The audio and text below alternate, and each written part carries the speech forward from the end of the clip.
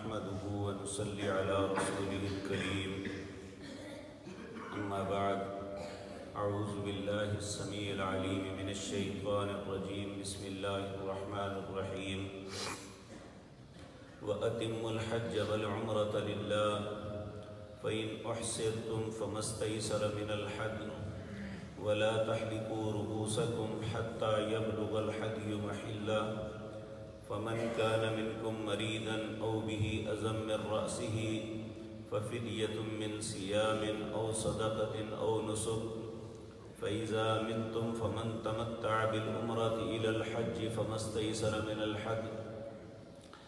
فمن لم يجد فصيام 3 أيام في الحج و7 إذا رجعتم تلك 10 كاملة ذلك لمن لم يكن أهله حاضر المسجد الحرام واتقوا الله واعلموا أن الله شديد العقاب۔ حضرات محترم، اس آیت نمبر 196 سے حج اسلام کے ایک اہم رکن حج کا تذکرہ ہو رہا ہے، اور اس کے بعد جتنی آیات ہیں ان میں اکثر حج ہی کے متعلق ہیں کہ حج کے مسائل، اس کے فضائل کیا ہیں۔ چونکہ پچھلی آیات جس طرح میں عرض کر چکا ہوں کہ اللہ رب العزت نے اس وقت نازل کی تھی جب نبی کریم صلی اللہ علیہ وسلم عمرے کی نیت سے گئے، حدیبیہ کے مقام پہ روک لیے گئے، تو اس وقت پھر اللہ کا یہ حکم نازل ہوا۔ پہلا یہ وَأَتِمُّ الْحَجَّ وَالْعُمْرَةَ لِلَّهِ، اگر تم عمرے کی یا حج کی نیت کی ہے تو پھر اسے پورا کرو۔ اس کی نیت سے مراد اگر کوئی شخص حج یا عمرے کا احرام باندھ چکا ہے تو پھر اس کے لیے جائز نہیں ہے کہ وہ کسی بھی صورت اس احرام کو کھولے جب تک اسے پورا نہیں کر لیتا۔ عمرے کی تکمیل، عمرے کے ارکان میں یہ ہے کہ انسان احرام باندھے، بیت اللہ کا طواف کرے، صفا مروہ کی سعی کرے، تو یہ اس کا عمرہ ہوگا۔ سعی کے جب 7 چکر پورے ہو جاتے ہیں تو یہ عمرہ مکمل ہو جاتا ہے۔ اس کے بعد وہ حلال ہو جائے تو اس پہ کوئی گناہ نہیں۔ اسی طرح حج جو ہے اس کی 3 اقسام ہیں، ایک حج مفرد ہے، ایک حج قران ہے، اور ایک حج تمتع ہے۔ کسی بھی طریقے سے انسان حج کر سکتا ہے، لیکن حج مفرد جو ہے یہ بعض علماء کے نزدیک خاص مکے والوں کے لیے ہے، اور حج قران یا حج تمتع جو باہر سے حرم سے دور سے جاتے ہیں ان کے لیے ان دونوں طریقوں میں سے کوئی طریقہ اپنانا ہے۔ تو اس حج کی تکمیل جو ہے یہ 12 ذی الحج کو ہوتی ہے۔ کچھ حصہ تو اس کا مکمل ہو جاتا ہے، قربانی کر کے انسان حلال ہو جائے تو یہ اس کا حج مکمل ہوا، لیکن حقیقی تکمیل جو ہے وہ 12 ذی الحج کو کنکر مارنے کے بعد، اگر یہ اس وقت اس کی تکمیل ہوتی ہے۔ اس سے پہلے یہ انسان اگر احرام باندھ چکا ہے تو نہیں اتار سکتا۔ ہاں، ایک صورت ہے کہ نبی کریم صلی اللہ علیہ وسلم کے پاس ایک شخص آیا، اس نے کہا یا رسول اللہ صلی اللہ علیہ وسلم میرا حج کا ارادہ ہے اور میں بیمار بھی ہوں اور بڑا شدید بیمار ہوں۔ آپ نے فرمایا تم ایسی نیت کر کے احرام باندھو کہ اگر اللہ نے مجھے حج کروا دیا تو فبہا، وگرنہ جہاں میں مجبور ہوا وہاں میں حلال ہو جاؤں گا۔ ایسی صورت میں اگر انسان شرط لگا کے احرام باندھے کہ جہاں اگر مجھے روک لیا جائے یا مجھے کوئی مصیبت یا تکلیف بن جائے تو میں حلال ہو جاؤں گا، تو پھر اس کے حلال ہونے میں کوئی حرج نہیں، پھر اس پہ دم نہیں۔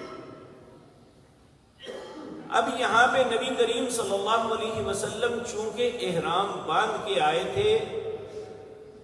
جب مدینہ منورہ سے نکلتے ہیں تو تقریباً 7 کلومیٹر باہر ایک جگہ ہے ذوالحلیفہ، مدینہ والوں کا ایک میقات وہ ہے۔ نبی کریم صلی اللہ علیہ وسلم اور آپ کے ساتھ جو 1400 صحابہ تھے، انہوں نے وہاں سے احرام باندھا عمرے کی نیت سے۔ اب یہاں پہ یہ روک لیے گئے تو پھر کیا کریں؟ تو پھر وہاں حکم تھا کہ یہاں ہدی دے دیں، یعنی دم دے دیں۔ تو سب لوگوں نے اس عمرے کی مکمل نہ ہونے پہ دم دے کے واپس پلٹ آئے احرام کھول کے۔ لیکن یہ یاد رکھیں کہ انہوں نے پھر عمرۃ القضاء اگلے سال کیا تھا، اس عمرے کی قضا باقی رہے گی جس کی نیت کر چکے ہیں، اور یہ نیت اس وقت ہوتی ہے جب احرام باندھ دیں۔ ویسے انسان سوچے کہ میں عمرہ کروں گا، اگر نہیں جا سکا تو یہ الگ بات ہے، لیکن اگر وہ پختہ عہد کر کے کہتا ہے کہ میں نظر مانتا ہوں کہ میں عمرہ کروں گا، پھر اسے کرنا چاہیے، کسی بھی وقت وہ کرے۔ تو اللہ رب العزت فرما رہے ہیں وَأَتِمُّ الْحَجَّ وَالْعُمْرَةَ لِلَّهِ، تم حج اور عمرے کو پورا کرو۔ فَإِنْ أُحْصِرْتُمْ، اگر تم روک لیے جاؤ، فَمَسْتَيْسَرَ مِنَ الْحَدْيِ، پھر وہاں پہ دم دے دو۔ اسی طرح کچھ لوگ اپنی مجبوریوں کے تحت میقات پہ احرام نہیں باندھتے کیونکہ ان کے پاس تصریح نہیں ہوتی، تو ایسی صورت میں انہیں بھی اگر وہ حدود حرم کے اندر جا کے احرام باندھیں گے، میقات کو چھوڑ کے چلے جائیں گے تو ان پہ بھی دم ہوگا۔ یا وہ یہ ہے کہ اگر ایک آدمی بھول کے آگے گزر گیا ہے تو اس کے لیے بھی 2 آپشنز ہیں، یا وہ واپس میقات پہ آ کے احرام باندھے تو پھر دم نہیں پڑے گا، اگر وہ میقات پہ واپس نہیں آنا چاہتا، وہیں پہ احرام باندھتا ہے، تو پھر اسے دم پڑے گا، ایک بکرا ذبح کرنا پڑے گا۔ تو کہا اگر تم روک لیے جاؤ تو فَمَسْتَيْسَرَ مِنَ الْحَدْيِ، پھر وہیں پہ اپنی ہدی، اپنے جانور کو ذبح کر دو۔ وَلَا تَحْلِقُوا رُؤُوسَكُمْ حَتَّى يَبْلُغَ الْحَدْيُ مَحِلَّهُ، اپنے سر کو نہ منڈواؤ جب تک اپنی ہدی کو ذبح نہ کر لو۔ اگر حج میں ہے تو جب تک قربانی نہ کر لو تب تک سر نہ منڈواؤ۔ اسی طرح اگر یہ دم پڑا ہے تو اس وقت تک سر نہ منڈواؤ جب تک یہ دم نہ دے دو۔ فَمَنْ كَانَ مِنْكُمْ مَرِيضًا أَوْ بِهِ أَذًى مِنْ رَأْسِهِ، اگر کوئی بیمار ہو جائے یا اس کے سر میں تکلیف ہو جائے، تو ایک نبی کریم صلی اللہ علیہ وسلم کے پاس ایک نوجوان کو لایا گیا، اس کے سر میں اتنی جوئیں تھی کہ اس کے چہرے پہ گر رہی تھی، تو آپ نے اسے سر منڈوانے کا حکم دیا، لیکن اگر وہ حج یا عمرہ کرنے سے پہلے سر منڈوا لیتا ہے یا اپنے بالوں کو کسی طریقے سے کاٹ لیتا ہے تو پھر اس پہ یہ ہے 3 چیزوں میں سے ایک ہے فَفِدْيَةٌ مِّن صِيَامٍ، وہ فدیے میں یا روزے رکھے گا، او صدقۃ، یا صدقہ کرے گا، یا او نسک، یا وہ قربانی کرے گا، یعنی دم دے گا۔ روزے کتنے رکھنے ہیں اس کے متعلق آگے اگلے لفظوں میں آ رہا ہے۔ 3 روزے رکھے گا وہ حج کے دنوں میں، یعنی ذی الحج کی 1 تاریخ سے لے کر قربانی کے دن تک وہ 3 روزے وہاں پہ رکھے گا۔ 7 روزے وہ گھر میں آ کے رکھے گا،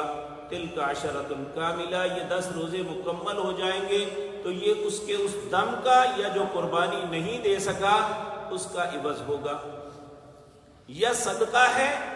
یہ 1 دن میں 6 مسکینوں کو کھانا کھلانا ہے، یا نسک یا قربانی دینا ہے، 1 بکرے کو ذبح کر دینا ہے۔ تو ان تینوں میں سے کوئی بھی، فَإِذَا أَمِنْتُمْ، اگر وہ امن میں آ جائے،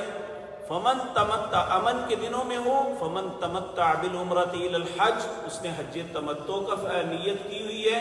اور عمرے کے بعد حج کا ارادہ ہے، تو فمستیسر من الحدی، اسے چاہیے کہ وہ ہدی دے۔ یاد رکھیں حج مفرد کے اندر قربانی نہیں ہے،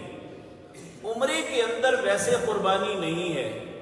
حج تمتع اور حج قران میں قربانی حج کا حصہ ہے۔ حج مفرد جو ہے چونکہ اہل مکہ کرتے ہیں، اور یہ حج کے تینوں طریقوں میں سب سے آسان طریقہ ہے۔ اس میں 9 ذی الحج کو وہ سیدھے عرفات میں چلے جائے تو ان کا حج وہیں پہ شروع ہو جاتا ہے۔ تو حج مفرد میں اور عمرے میں قربانی نہیں ہے، اگر کر لے تو وہ نیکی ہے۔ حج تمتع اور قران میں قربانی ہے۔ یہاں کہا کہ جو شخص یہ فائدہ اٹھاتا ہے کہ یا وہ حج اور عمرے کا اکٹھا احرام باندھتا ہے، یا حج تمتع کی نیت سے پہلے عمرے کا احرام باندھتا ہے، پھر اس کے بعد اس عمرے کو پورا کرنے کے بعد احرام اتار دیتا ہے اور 8 ذی الحج کو دوبارہ حج کا احرام باندھتا ہے، یہ اگر وہ آسانی اپناتا ہے، اسے چاہیے کہ وہ ہدی کرے، یعنی جانور ذبح کرے، قربانی اس کے حج کا حصہ ہوگی۔ فمن لم یجد، اگر اس کے پاس قربانی نہیں ہے، بعض اوقات حجاج کے پیسے گم ہو جاتے ہیں، نہیں پاس رہتے، اور کوئی ایسی مجبوری آ گئی، قربانی نہیں کر سکتا، تو پھر فرمایا فمن لم یجد، اگر قربانی نہیں پاتا، فصیام 3 ایام فی الحج، 3 روزے حج کے دنوں میں رکھے، و7 اذا رجعتم، اور 7 روزے جب واپس گھر آئے اس وقت رکھے، تلک 10 کاملہ، یہ 10 مکمل اسے کرنے ہوں گے۔ ذالک لمن لم یکن اہلہ حاضر المسجد الحرام، یہ سب کچھ ان کے لیے ہے جو مسجد حرام کے ارد گرد نہیں رہتے، جو باہر سے آئے لوگ، ان کے لیے بات ہے۔ پھر فرمایا واتقوا اللہ، اللہ سے ڈر جاؤ، واعلموا، جان لو کہ ان اللہ شدید العقاب، اللہ کا انتقام بڑا سخت ہے۔ یہ بات انسان اس کو سمجھ آئے گی جس نے یہ منظر دیکھا ہوا ہے۔ ہمارے پاکستان سے بہت سے لوگ جاتے ہیں عمرے کے ویزے سے، اب تو یہ مشکل ہو گیا ہے، پہلے ایک دفعہ ہم غالباً 2002 یا 2004 میں گئے، تو اس وقت ہمارے جہاز میں اکثر جو ہے سندھ کے اور جنوبی پنجاب کے لوگ تھے۔ جب ہم وہاں پہنچے تو اس وقت بھی پاسپورٹ جو ہے وہ لے لیتے تھے، لیکن جب وہ معلم کے ڈیرے پہ جا کے پاسپورٹ مل جاتے تھے کہ لے لو، ہم جب معلم کے ڈیرے پہ گئے تو ہمارے جہاز سے اکثر لوگ 75% لوگ وہاں اپنے احرام اتار رہے تھے اور لوگوں کے ساتھ مزدوری کے لیے جا رہے تھے۔ یعنی عمرے کے ویزے پہ پہلے لوگ جاتے تھے اور وہاں مزدوریوں کے لیے چلے جاتے، اور بدقسمتی یہ کہ وہ عمرہ بھی نہیں کرتے تھے۔ کہ میں اپنی آنکھوں سے یہ منظر دیکھا کہ لوگ عمرہ نہیں صرف دنیاوی فائدے کے لیے اس احرام کو اتارتے اور اپنے کاموں پہ چلے جاتے۔ وہاں پہ لوگ آئے ہوتے جو دور دراز گاؤں میں لے جا کے جانوروں کی طرح پھر ایسے لوگوں سے کام لیتے تھے۔ اگر ایک لیگلی آدمی اسے 1 روپیہ اجرت کسی چیز کی ملتی تو انہیں 4 آنے ملتی، پھر بھی یہ لوگ اس طرح جاتے۔ شاید یہ اللہ کی طرف سے پھٹکار اور مار تھی جو اللہ کے اس حکم کا انکار کرتے تھے، وہ جہالت میں ہی کرتے ہوں گے، لیکن اللہ نے کہا واللہ شدید العقاب، یہ مذاق نہیں کرنا چاہیے، ایسا دنیا کے مال کے بدلے اللہ رب العزت کے احکامات کا اس طرح تمسخر نہیں اڑانا چاہیے کہ اللہ نے کہا تم پورا کرو، ہم پورا کرنے کے بجائے چھوڑ چھاڑ کے تو اپنے کاموں پہ چلے جائیں۔ تو یہ بات سمجھ آتی ہے کہ واللہ شدید العقاب، اللہ کا انتقام بڑا سخت ہے، جو اللہ سے وعدہ کر کے چلے ہو اسے پورا کرو۔ تو اللہ رب العزت اپنے وعدوں کی پاسداری کرنے کی ہمیں توفیق عطا فرمائے اور اپنے عذابوں سے اور اپنے انتقام سے ہم سب کو محفوظ رکھے۔ اقول قولی ھذا واستغفر اللہ لی ولکم۔